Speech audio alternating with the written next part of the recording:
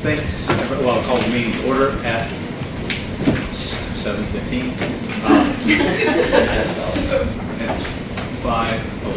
5:02. Thanks for coming. Thanks for coming early. I apologize for the time change. There's lots of town meetings going on, lots of excitement. So appreciate you all coming. We're recording, I guess. So we'll start. Any on the agenda? Any community comments? There'll be an opportunity to ask questions, but any community comments? No. Nothing. All right. Bill? Well, thank you, Greg. Take over item 3. I will. Thank you, and good evening all. Welcome back to the first Sherborn School Committee meeting of the 2016-2017 school year. I got to pause it for a second. Before we get to number 3, I just want to quickly say to the school committee, thank you for having me come back for another year. I truly enjoyed the experience last year, and I'm grateful for that experience, and I very much look forward to continuing to work with all of you for another year. So, that's it for that. Item number 3 is meant to be an introduction of new administrative staff. So as you know, we have a new Director of Special Education district-wide, Christine Smith. Many of you recognize Christine, and you were part of the process that we went through during a number of interviews and public meetings. Christine is here, and Jackie Daly, who is our new assistant principal at Pine Hill, is with us as well. Both of them are very, very strong additions to our leadership team, and we're all very much looking forward to working with them this year, and wish them well and welcome. Thank you. Please.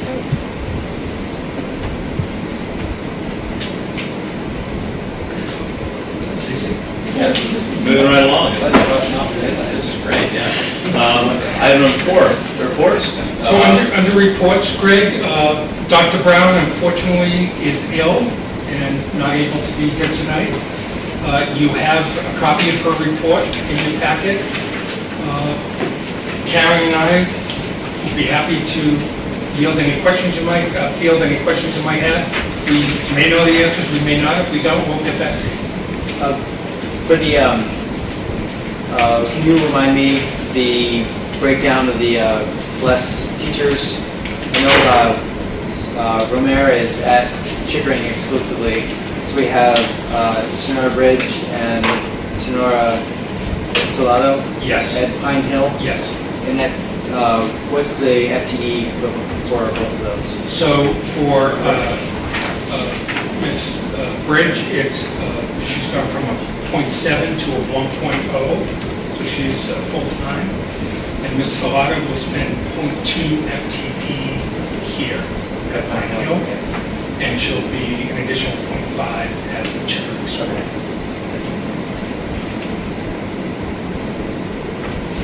So I'd ask everyone, I sent out an email earlier, some of the standard reports, but since we have them, we can read them. If people want to read them before they get here and ask any questions, we can move along maybe faster through the meetings and have more time for discussion.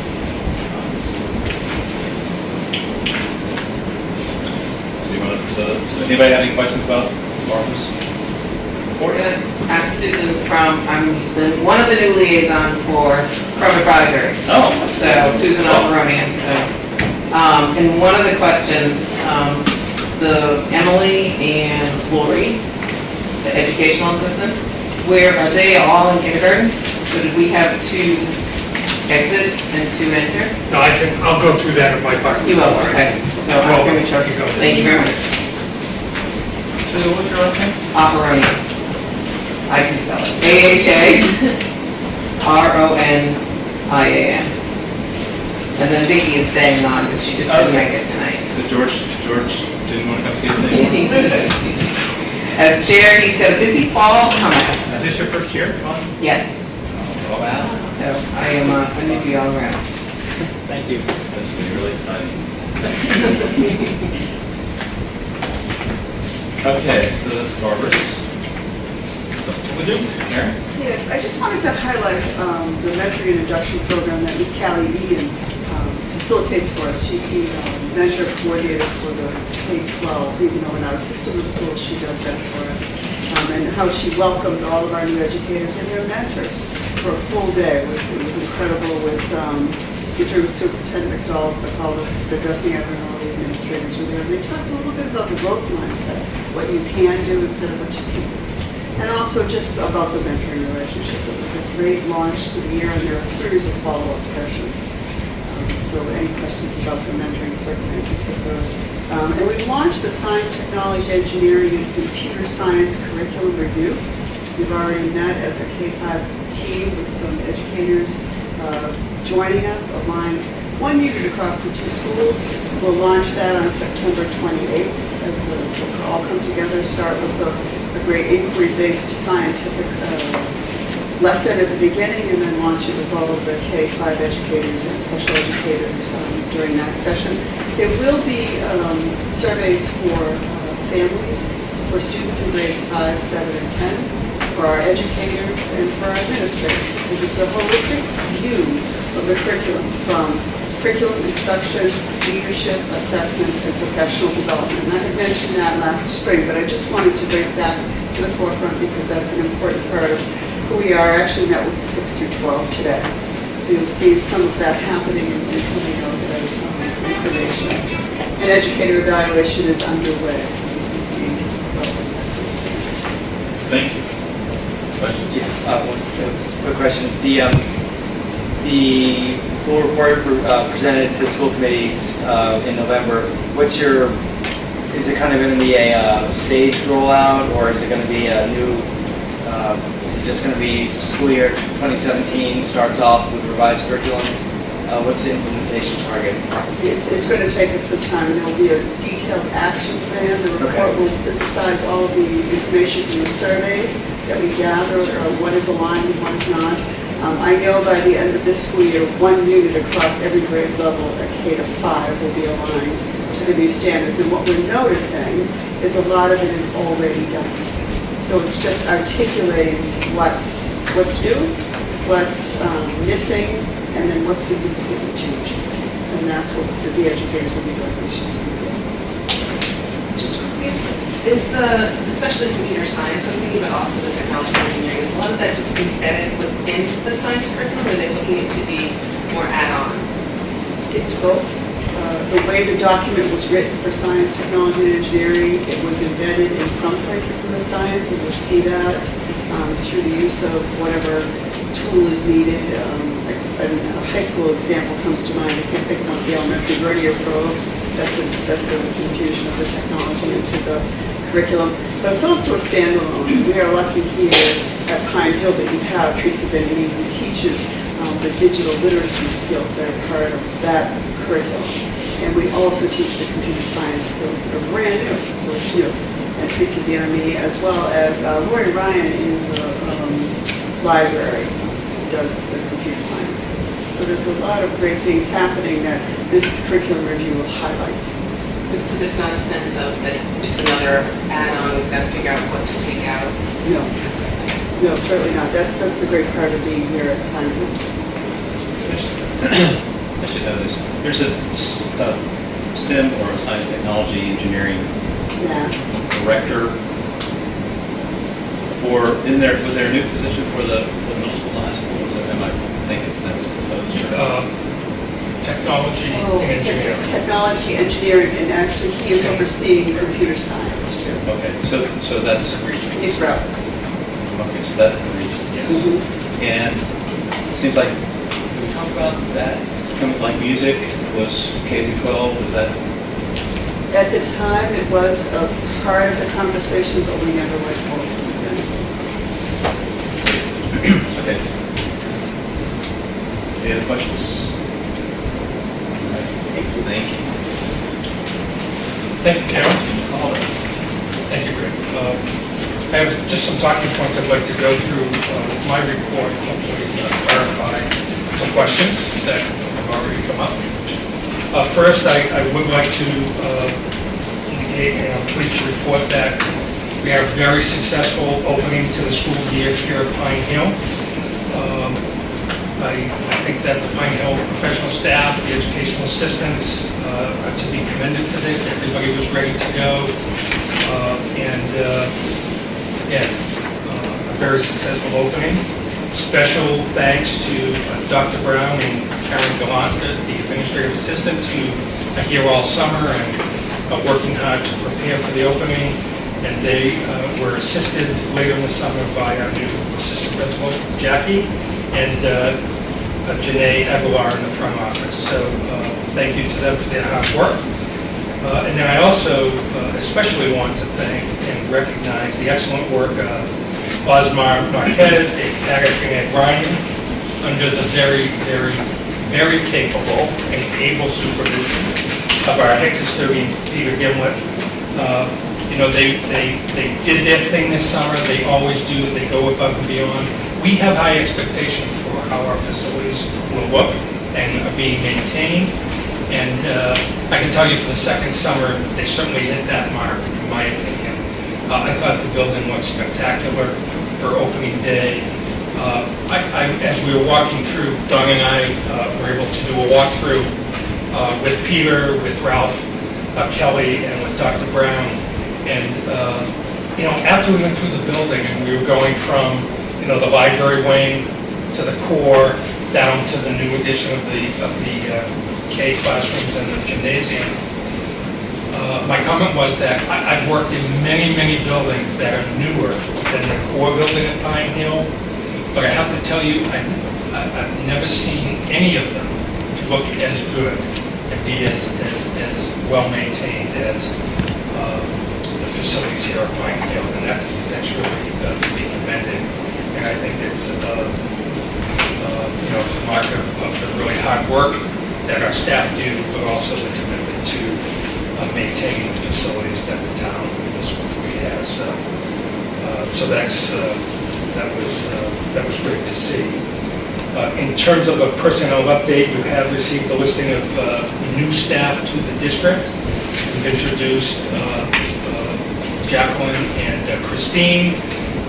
You all very familiar with the fact that Dawn is the interim business manager this year.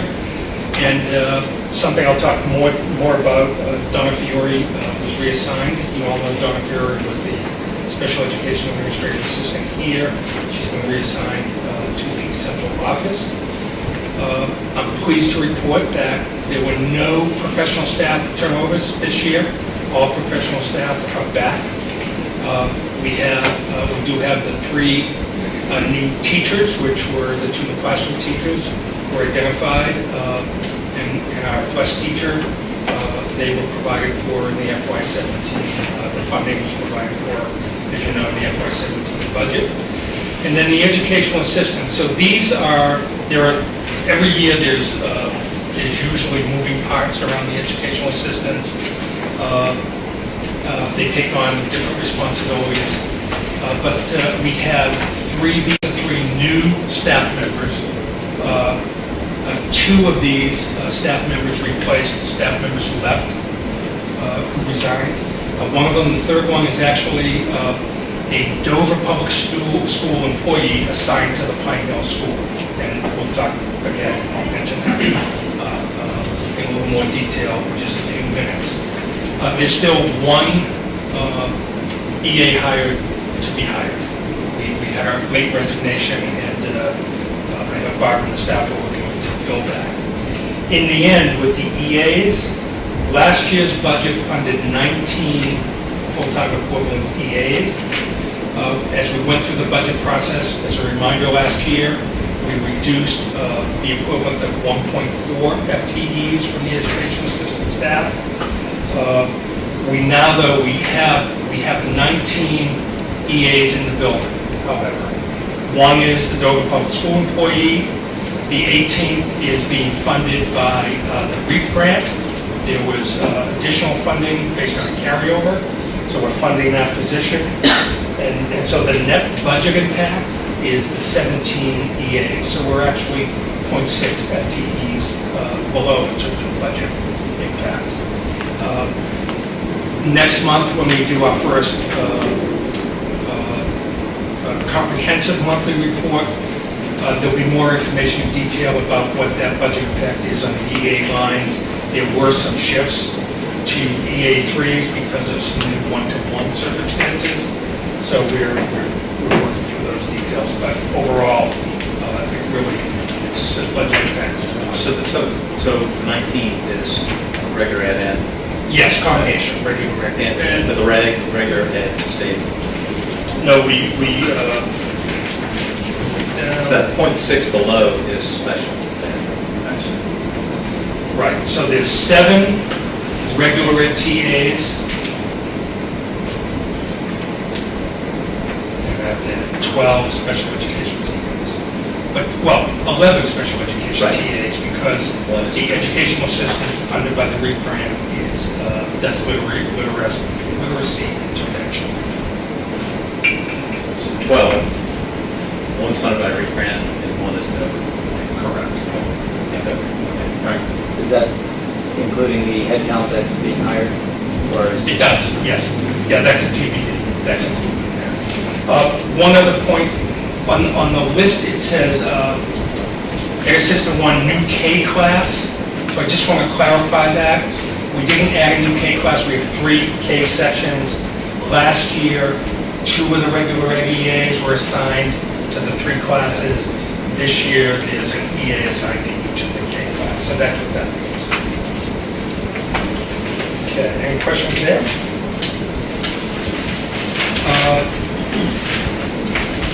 So, as I indicated in the report, we have reconfigured the administrative assistant position here at Pine Hill, the special education administrative assistant position.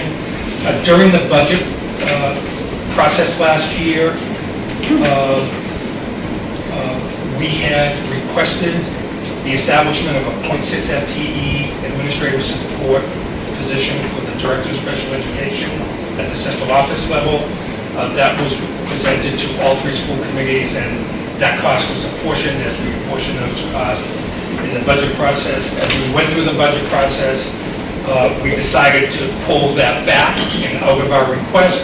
But when we did that, we indicated that we still needed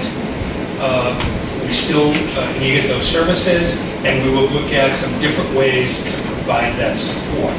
And we mentioned at the time that one way we were considering doing that is to take a look at the Pine Hill administrative assistant position, and so that's what we did, and we focused on that very early in the summer. Right now at Chickering School, the special ed administrative assistant is 0.6 FTE. So what we looked at was some of the duties that went along with that 1.0 FTE. There are, so in the end, by reconfiguring that position to a 0.6, it's now on par with the other elementary school, and we've adjusted the responsibilities, 2 main responsibilities. So there was some purchasing and some budget stuff being done by that individual that will be done at the central office level, and then there was quite a bit of time spent on 2 issues with educational assistants. One is making sure that ed assistants submitted all of their timesheets on a regular basis to the special ed administrative assistant. That person took all that information, had to record it on a spreadsheet, that then had to be transmitted to the payroll office and the central office. It took quite a bit of time on a regular basis. So we've changed the practice in how we're collecting that information. So the special ed administrative assistant is no longer doing that. We're actually no longer doing timesheets for EAs. We have developed a different practice. EAs are now being paid throughout the school year.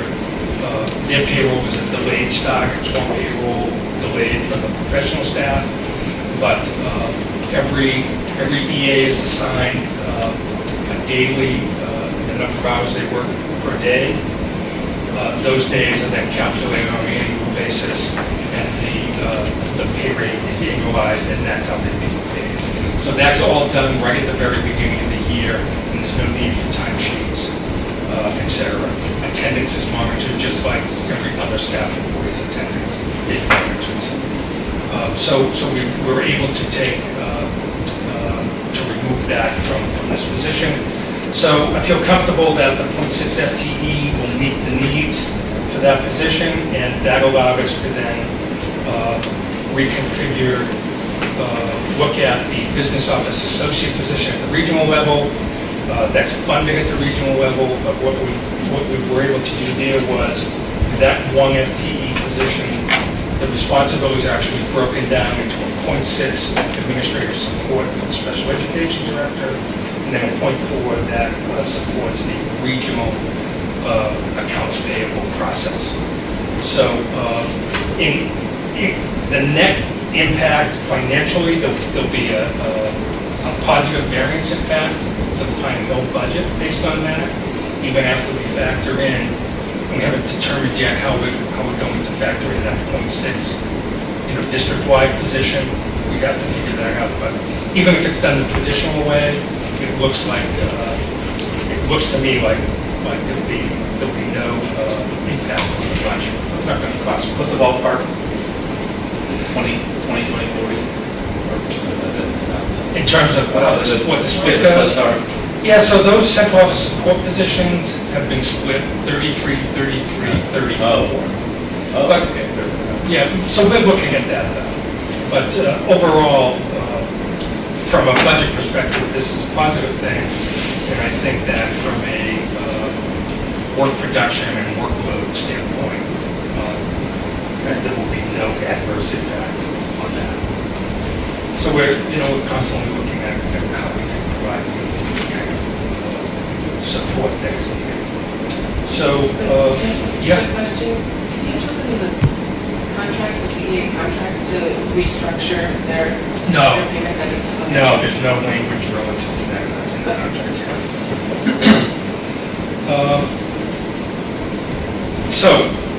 So that's the reconfiguration of those positions. We did advertise for the .6 position, and there's additional information in your packet regarding that potential .6 hire. So it was advertised, the job was posted, and as a result of that, one of the candidates that applied will become, not yet, but will become an immediate family member of one of our administrators, as outlined in the information that you received from me. So there's a school committee policy GBEA under staff ethics, conflict of interest, and there are guidelines in that policy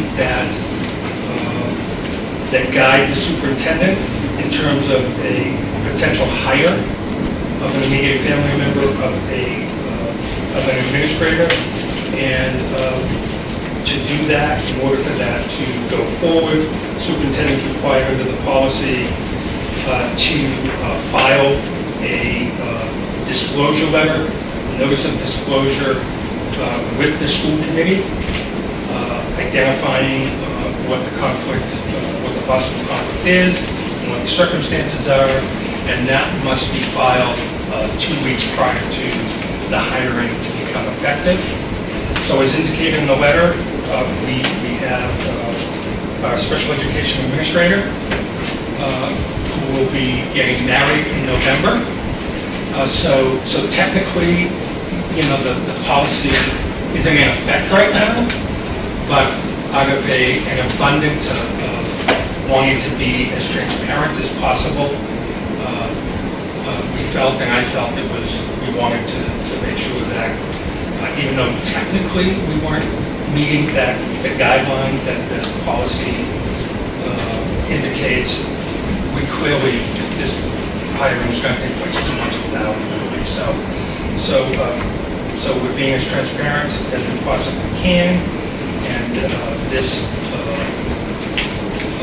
as the policy states, the disclosure notice will be a file with the town clerk as well. So there's no date on this letter, it's the 11th, I guess, probably. Or what's the date? Tuesday? Oh, I'm so sorry. Yeah. So, yes, today's date, it's being publicly disclosed today, so September 13th. Sorry about that.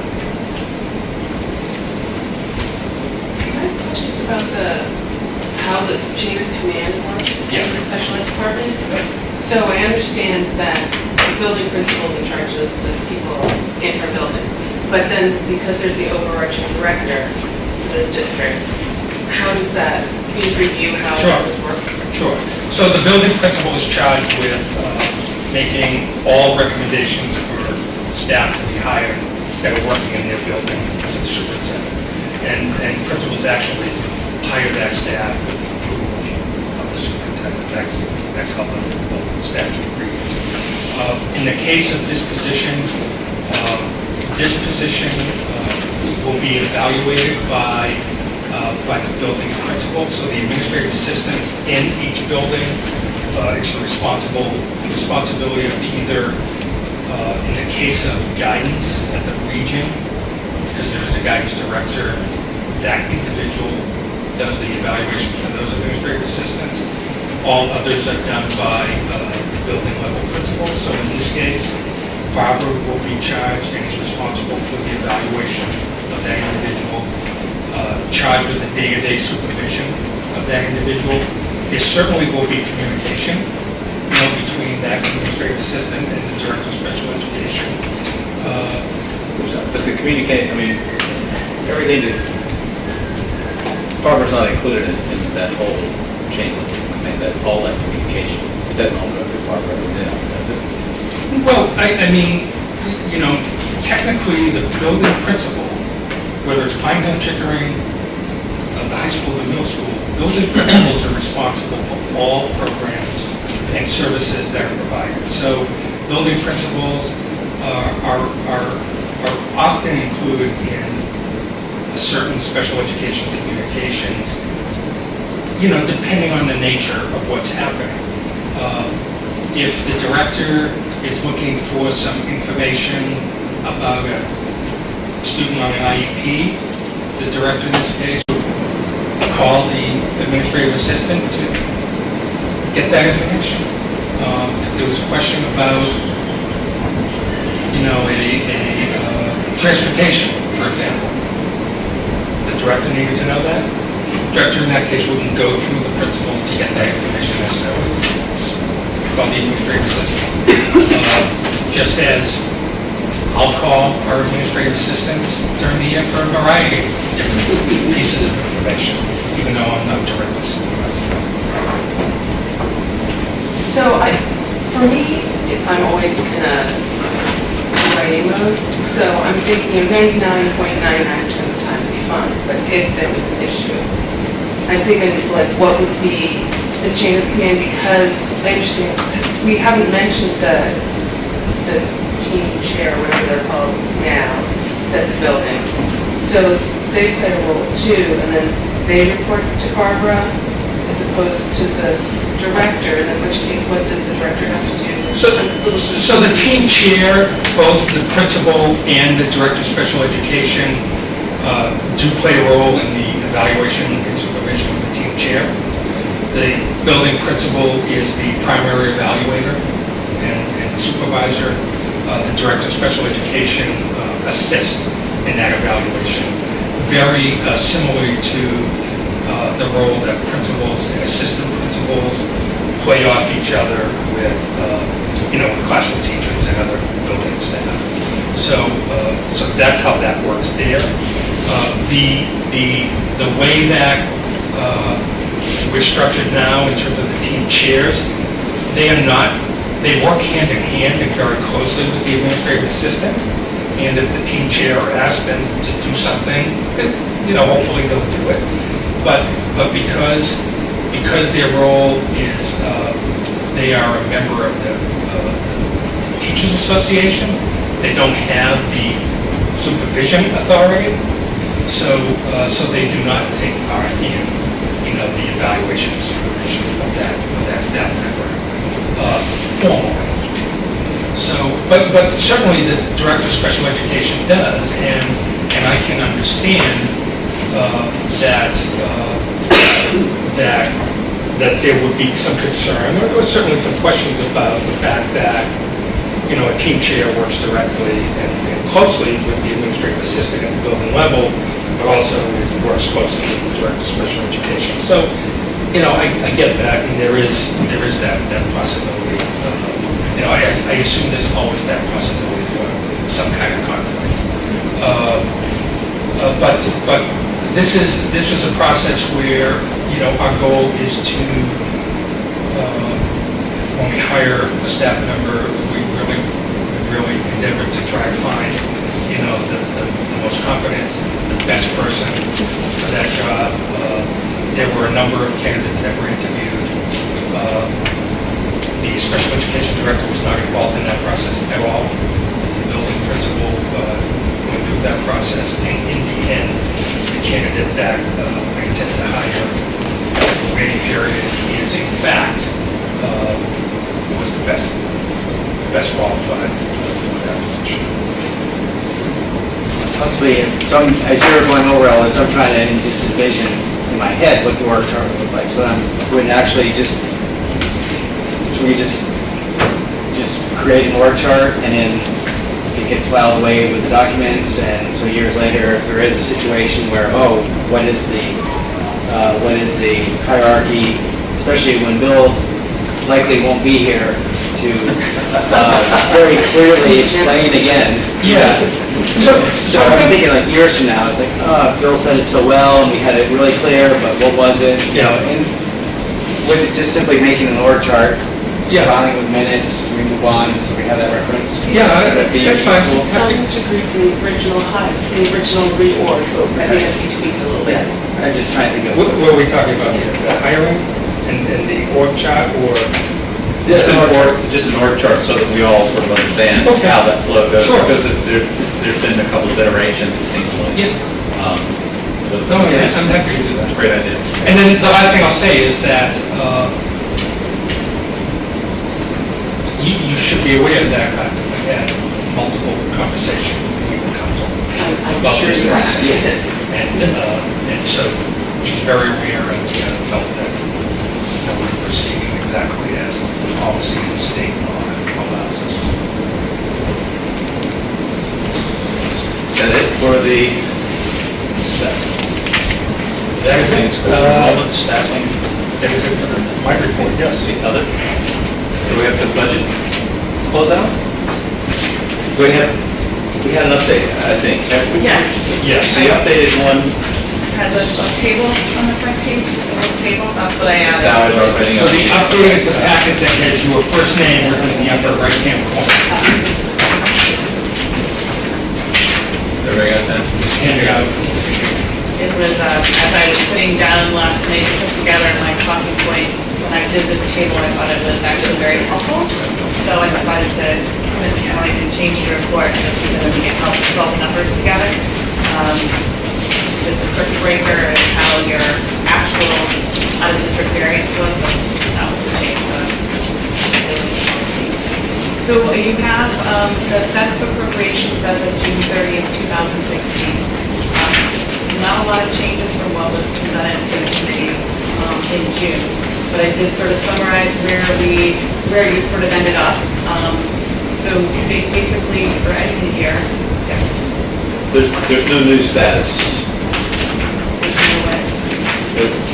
So the original one we had, it didn't have the table, that has the status of appropriations. So the new one that we got doesn't. Oh, do you have, okay, so she just doesn't have it, and not the back. Did that change? No, the only thing that changed was The only thing that changed was the the memo. memo. Sorry. Okay, got it. You have the memo. Yeah. Yeah. The other part of the bracket. So we're gonna come back to the capital. Got it. All right, so we're at status of appropriations. Right. Got it. Status of appropriation. Did I get on that? So the year ended with a positive surplus of just under $385,000. The table that is provided for you shows you how that variance was, what it's comprised of. So we have $25,000 approximately of the salary positive variance. For operating for the budget came in a little less than 80,000 positive. Your out of district came in at about $87,000 less than you budgeted. And then because of the way you handle circuit breaker, that you only budget for 40%, we also pick up the additional 60%. So that's the 191,000. Yeah. Are we on this page? We're on the, I'm on this, yeah, so you're on that page, so Greg, if you go to salaries, We don't want that here. that came in the back. Okay, and that's sorry. right. So she made a table of basically the text on this original first page. But you can tie the numbers back to your, To so here. if you look at salaries, look at your first table at the top. It Yep, says that salaries, makes sense. 25,000, right? Yep, The next section, totals, is 79,000. got that. Then where it's hard to actually see what happens, I think this is, will tweak your sense of appropriations going forward. You can't see the out-of-district operating clearly, so that's why I wanted to point that out, because of how the circuit breakers on this book. So the 191 is included in the 223? So you'll be Yeah. cleaning that up, that would be So great. it's clear. He did the same thing for Dover, it just makes it cleaner to understand all the components. Yeah, that sounds good. Especially since now we're funding super breaker different. Exactly, right, it's different on the 60%. So we'll actually show the circuit breaker sort of on its own, the additional on its own line item. And we'll, But this number, this number, the 223,567, that changes as we go, once we know what the circuit breaker reimbursement is, that changes. So that's what I've kind of been debating on, because it includes the 191,855. We don't know what the 191,855. no, we do know. What you do though, when you, during the year, the only non-circuit breaker that's reflected in the financial statements is the 40% that you already, you're charging things. Okay. So, we don't book the rest. We know what it is, So when do we put but the rest? at the end of the year. I guess that's what I don't get. That seems like that number. So now, we're booking 40, and then we add another 30 to that, or 32, or whatever it is. You book the rest of 60%. Okay. Thank you. It's just how you handle circuit breaker. There seems like the number would change, that 223, 569 would jump up at some point. We were saying 40, 40, 40, oh, now it's 60%. No, okay, never mind. So you really only had a positive variance in out-of-district, you got to take out transportation of Yeah. $87,000. So then when you put the rest of the circuit breaker in, that then throws you to the high. See, what happens is that the budget, the cost as we incur them through the year, get charged to the budget, and then gets charged to the 40%. Some of the expenses go directly to circuit breaker. Correct. And not to the. So at the end of the year, sitting in the circuit breaker fund, because that money from the state doesn't go to the town's general fund, it goes into the special circuit breaker fund. We actually then charge, We right? take general fund expenses and we charge the circuit breaker to make that circuit breaker fund. So the circuit breaker fund is zero, which means that any of the remaining funds in the operating budget automatically flows back to the town's general fund. If we did not do that, and we left that $191 in the circuit breaker revolving fund, there's, the town can't just take that at the end of the year, because that's controlled by the school committee. The only other way to do that would be for the town, for the school committee, to authorize town meeting to transfer from that fund back to the town's general fund, $191,000. And that just gets way too complicated. Does that help, Greg? Sorry. I'll ask, I mean, there's Go on. we had discussed this with the previous business manager to have a description, and that sort of never panned out. Like, show me a picture. because- Yeah. And importantly, because those numbers are changed, as we were expecting, we were budgeting 40 and now it's 60, so those numbers are going to be smaller. Yes. And then money's going into a special fund at some point. It has been, yeah, it's established. Because I'm just, with population increasing, I'm just concerned. No, I think that's a good point. I was going, after Dawn was done, I was going to comment that because of the way we've changed the budgeting, we're now using more of circuit breaker to pay bills directly and not fund, special education costs at 60%. We need to do more focused reporting back to you on the out-of-district costs, so that we're all aware of, as we go from month to month, where we're standing, because we know we're not going to have that larger than normal sum of money in the circuit breaker account to rely on. So, and we know what circuit breaker is for this year, it's based on last year. So we can start including that estimated 40% in the bottom line here, so you can keep monitoring. It'll change, I think it came out pretty close to a full reimbursement. It used to be where they would say we're going to get 60%, and then by the end of the year, we give 73. So however we get bid, we're closer to the full amount. So you can sort of see that, you'll see it versus just not showing up at the last one. So are there any questions on just the variances themselves on the June 30th numbers? So nothing really, there weren't a lot of changes from what was reported.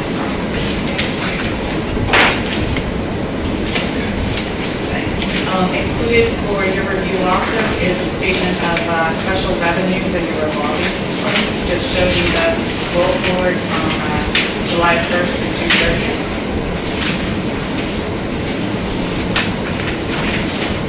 And also the student activity fund, and we probably, Tom Sherborn has actually contacted us about wanting to do the student activity audit, so we'll be talking right about that until then.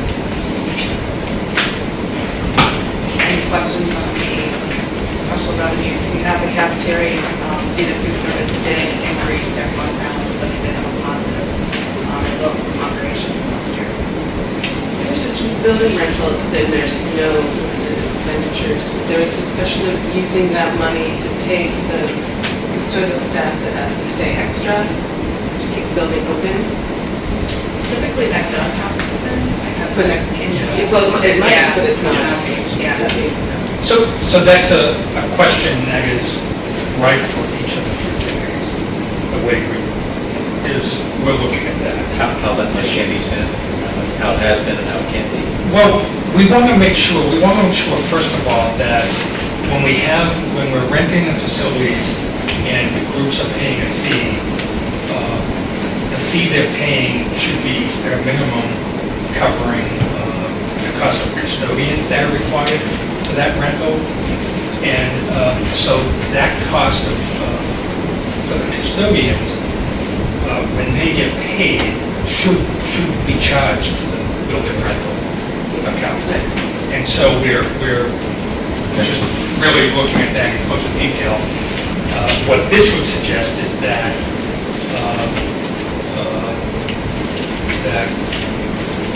all of the monies that custodians earn during rentals would have been paid from the operating budget. Right, and it's charged only if they're not currently working. So normally Brought they'd be in there at just- night, Yes. If they're not- so that's not an extra fee. That's what Exactly. we now figure out. There's a whole process we're looking at. My question with this is, maybe in fact, we go through a September through June year, where every time the building is used and is rented, there isn't a requirement for an additional custodian beyond, a night staff that's there. To me, that's unusual. Probably weekends, right? I mean, evenings are going to be there weekends. Yeah, if it's from So we're going. how long has it taken to build up this balance of almost $80,000? Do you have any idea? I mean, if it's never spent, is that like 5 years worth or? Well, if you, 10 years? if 14.9 is your average, Is that a? I don't know. Okay, so it's been there for a while. It'd just be, I mean, And the school committee does have the authority to spend those funds. And we can review what those regulations are. You can't use the money for just anything, but it has to be related to the building and the facility itself. okay. You've also have a detail of what your balance is made up of in the gift fund. Some of it is restricted. So we use that for only $3,000, but the majority of it is restricted.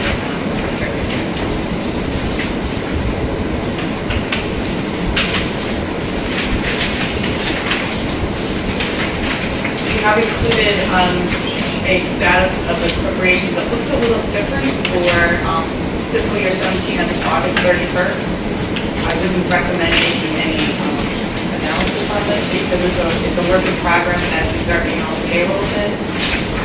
One thing that is, I think I mentioned in the report, we have some things encumbered, but what's not showing up here encumbrances yet is all the central office shared salaries, and that's why you see a lot of zeros in some of those categories. We are also looking at how we're coding certain payroll salaries with really looking at our aides. So we're charging them where we want to right now. The budget's not always where we're charging. So you're going to see probably some interesting variances, but we're using the actuals from 17 to start billing fiscal year 18. Before, your educational assistants were buried in teacher's classroom, teacher specialist. For coding purposes, for purposes of filing your end of the year report, it should all be in its own function code. So you will see down there, there's one called paraprofessional. It has a little bit because some budget adjustments were made, but we didn't capture all the categories of educational assistance when those adjustments were made. So when you get your next report, I'll clearly lay out for you how it all goes out. And if they're, with these new lines that are created, with monies being shifted, there will be a request for school committee to what's known as line item transfers to these various accounts. But that'll be very clearly shown where, like, from where to. Oh, sure. Oh, yeah. Because otherwise, it's just been. Right. Yeah, and my experience is that it's better to do it in bunches at one meeting rather than, one, here and there. So Well, we need to do that for February, right? We should target to have that, the format, Oh, well, we'll do it for that. yeah, our goal would be next Yeah. month. Yeah, different budgets. We want this to be fully stopped. Yeah. Waiting for everything to have weird processing, putting everything in. So can I just ask you one question, Don? So likely the variance for paraprofessionals is offset by the positive Exactly. in the 299, there's a couple. Right, so there's things just not sitting in the right line item. Right. Based on the Okay. budget, but the actual Understood. expenses are in the right place. Yeah, don't read anything in this report into negative variance at this point. Right. Because I know that we've also had trouble figuring out how, like, when things are shared by the three districts, figuring out what we're paying, what's the percentages I know differs from each thing, and depending on when we approved it. Is there a way to tease that out and maybe try to get some consistency with those, so we can more clearly see those? So that would be, if you want to get consistency, that would be something that we brought forward to all three school committees looking at different allocations. We can share with you in October, once all the amounts are in here, sort of each position and what the split is, just so you're aware of it. And then there's the desire for committees to be more. There's a spreadsheet that was put together last fall as part of the budget process. that showed all of the shared positions, how they were split. The majority of the shared positions are that 33, 34. There are some outliers. My understanding is that those outliers they've been in place that way for a number of years, and for whatever the rationale was back when it was determined that way. So when there's a new type of position, like what I talked about with that point six in the central office, we should figure that out. Makes more sense. Are you also going to do the capital project update? You want to just take this out of order? I mean, that's. Great, so Let's do that. that's there for your review, and there's really no confusion. Anybody have any questions about that? And you had a question about technology plan progress. Yeah. And I may not have translated that well. If you want to just describe what you're talking about. Sure. Yeah, there's, we had a busy summer of, especially doing a lot of infrastructure updates.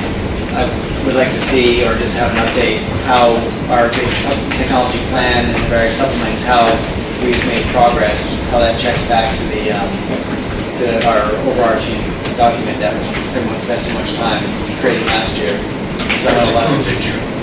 Yes, yeah, exactly. So that wasn't on the agenda today, but that's. I apologize, that's my fault. I didn't lay that accurate. So, Yeah, I guess it was a lot of, it was all out of capital. Yes. So the heading room rebuild was out of capital. All of the other devices that make up the type supplement Yeah, were in the operating. yeah.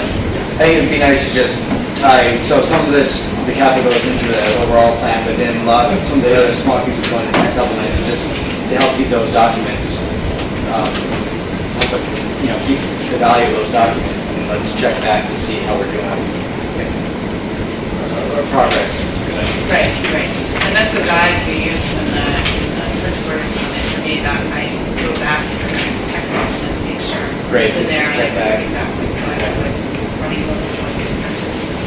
Great. So just facilities updated, as Bill mentioned, we did take a tour of the facilities, before school opened, and saw some of the projects that are already completed. Out in the back, the new wall gym mats are in. The new cafeteria tables were delivered the day before school started. I think either was here at 6 a.m. to get that all set up, so they were eagerly waiting for those. At the school too, you see, you won't really see the drainage work, but you see there's no water changing, so that's good that the drainage is there, and then the sidewalk curving is also in. So it was a busy summer on campus for Ralph and his team. We saw how great the floors looked, and I would say Peter said, they cut this time, not half, or more than half of having for the writing. Having the new floor plan? Having the Yes. floor plan. It's like, it's like the Ryan lawnmowers. Do your lawnmowers? Back and forth, it's all coming. So that's going to be a bid purchase. So the only capital project that I think is still open is the continuing the window project. So the design piece is what Right. Bill and I are looking at. So we'll be having a capital meeting soon to, Yes, so to round out that agenda item, we will be scheduling a capital subcommittee meeting very soon. We're a little behind the process that we have been in past years, but there's some work been going on behind the scenes, so that there'll be a lot of information shared with the subcommittee, and that we still fully expect to have the first draft of the FY18 capital for the October meeting. That's our plan. So there's work to do, but we think it'll be the draft, first draft. And then, we may have a meeting prior to that. Great, right? well, the subcommittee yes, that's it. And then the only other thing under capital update is, in the communications that was sent, there was just some information about the special town meeting, I think the calendar. So when I received that and I looked at that, I noticed that the warrant for that special town meeting is closing before this meeting. And there had been some discussion off and on over the last 6 months about the access road and bringing that up to par to a level where buses will be able to use that for egress on a daily basis, not just necessarily for emergency use. Ed Wagner has a general cost estimate on what it would take to do that. I think it's somewhere in the $550,000 to $600,000 range. I think people are aware that there's a $1 million earmark for that project that the state legislature passed as part of a capital bond bill. I want to say, I think it was 2010, 2011. That process means that the legislature approved the appropriation of that money. The actual appropriation of that money is now in the hands of the governor.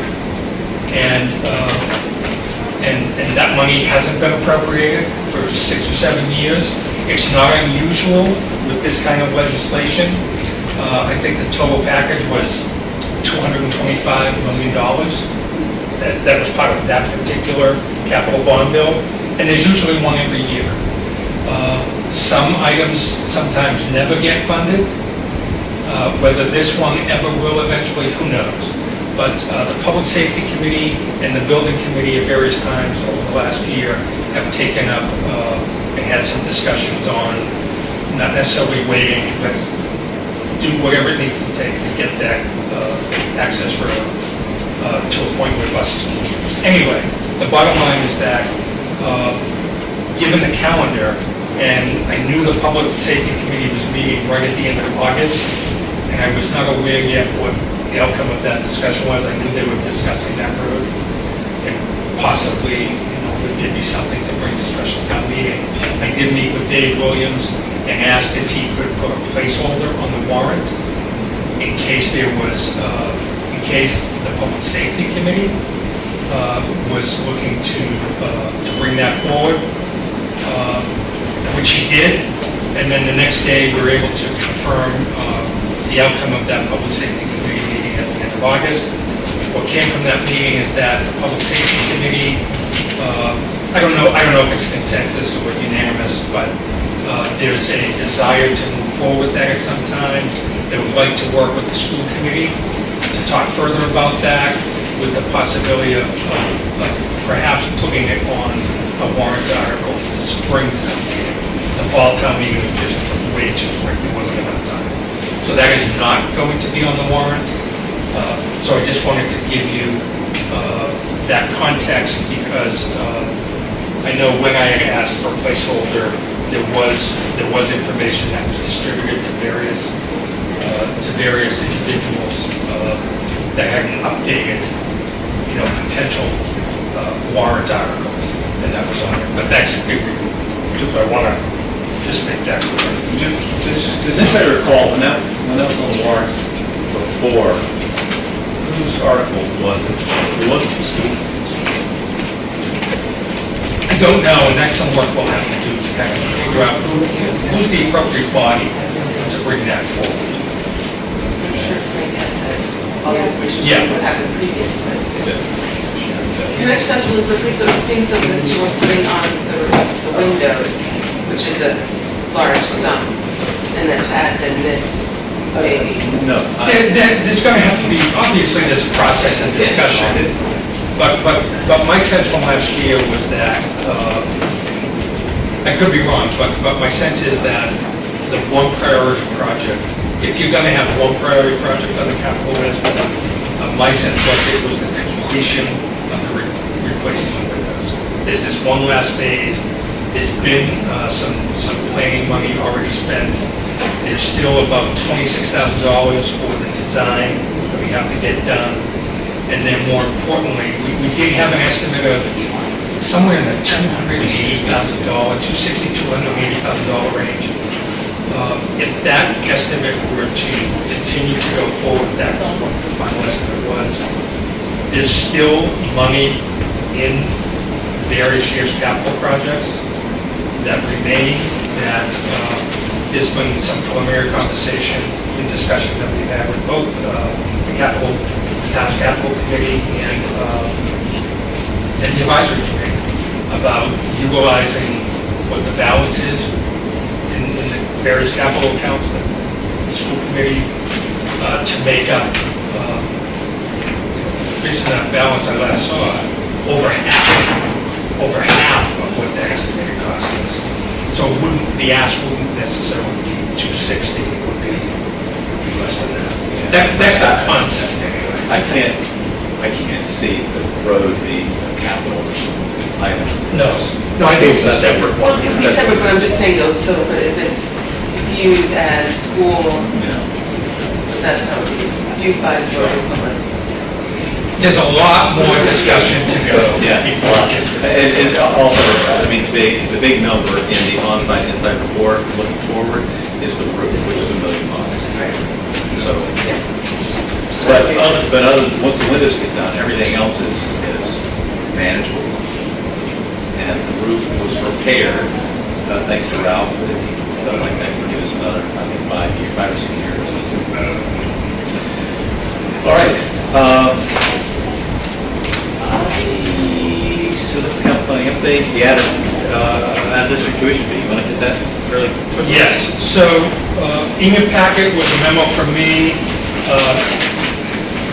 regarding this proposed tuition fee. I hope that I was able to provide you with the context and the background for why this recommendation is coming to the committee. You have a copy of the policy relative to students from outside of Sherborn attending if there's a special education, if the reasons made sense. We're talking about two of our Dover students who have actually attended Pine Hill School the last 2 years, but as part of a technical collaborative program. That program, when we informed them last year that unfortunately, because we're adding classrooms, couldn't lease that, continue to lease that space for them. There was an assumption on our part that they would find a new location. In fact, closer to the end of the year, it was probably the end of April, when Tech made a decision that they were not going to relocate that program, they were going to disband it. So anyway, I won't get into the details, but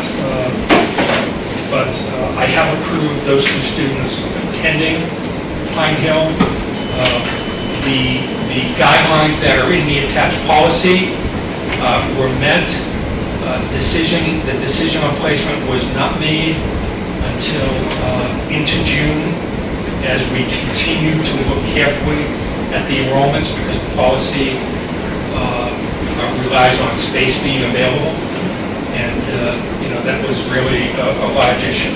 But in the end, the judgment in working with Barbara, we determined that in the 2 grades, there in fact was going to be space available. So we're happy, frankly, that we're able to provide the services that these students need in a facility that they're very, very familiar with. So I think that's a good thing. So the next step is the school committee needs to establish a tuition rate. So I laid out what the circumstances are. We've already talked about a one-to-one EA that is providing service to one of the students. That cost is actually already being borne by the Dover Public Schools. And when I did a little bit of research, this is not something that happens a lot. It's not unusual, but there aren't a lot of districts that tuition in special education students. So what I did find was that one of the common data points to look at what to charge was the per pupil cost. And so that's what my recommendation is based on. I think if this is something that we continue to do and are able to do for the right reasons, and I think working with Dover makes sense in this regard. If it's, at this point, I don't think I would consider students, well, I wouldn't be considering students from any other program, so using the per pupil cost, I think, is a consistent way over the years to look at that charge. The latest, and to use the data that comes right from DESI. So that's what this recommendation is based on. The latest data from DESI is the FY15 numbers.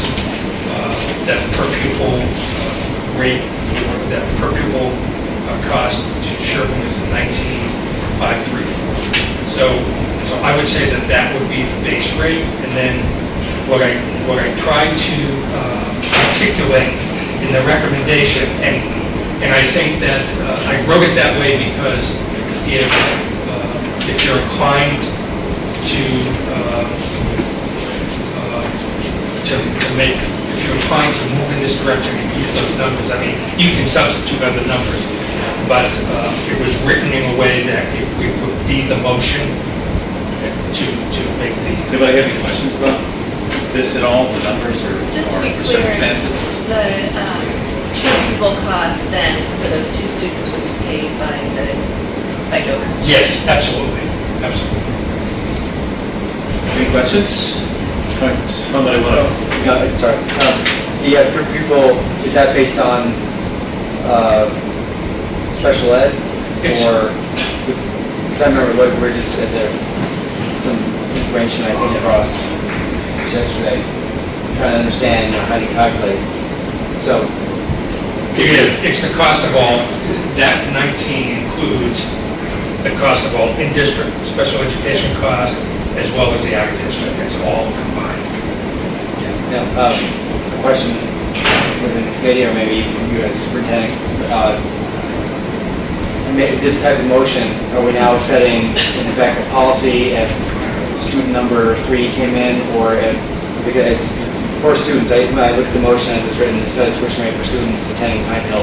So to me, that means in general, so if someone else would be enrolled, then we've already said, well, then it's 19,534. Yeah, no, actually, that's a good point, I didn't think about that. Like, they need to be specific? Yeah. Prevent Could you say this that from again, please? Yeah, I know what you're saying. So the way this is written, said tuition for students attending Pine Hill School from outside the district. So to me, that's a general statement. So we're talking in this case specifically about the 2 students from Dover, but if it's not specified as these 2 students from Dover or something a little more specifically, are we now, if we pass this motion as is written, does it bind us to that fee for any additional occurrence of students coming? It does say the school year. Right, and it is the superintendent's, but this is special arrangement. In other words, if it were other circumstances, it would be that, what's the program that we choose not to participate in every year? Well, Choice, this is different. yeah, so but one would argue one would be different for somebody. Well, they may have different circumstances, so Scott, I think it's a good point. I would suggest then, where it says that the Sherborn School Committee set a tuition rate between foreign students, insert the following phrase. For the 2 students authorized by the superintendent to attend Pine Hill School from the district, well, as approved by the superintendent.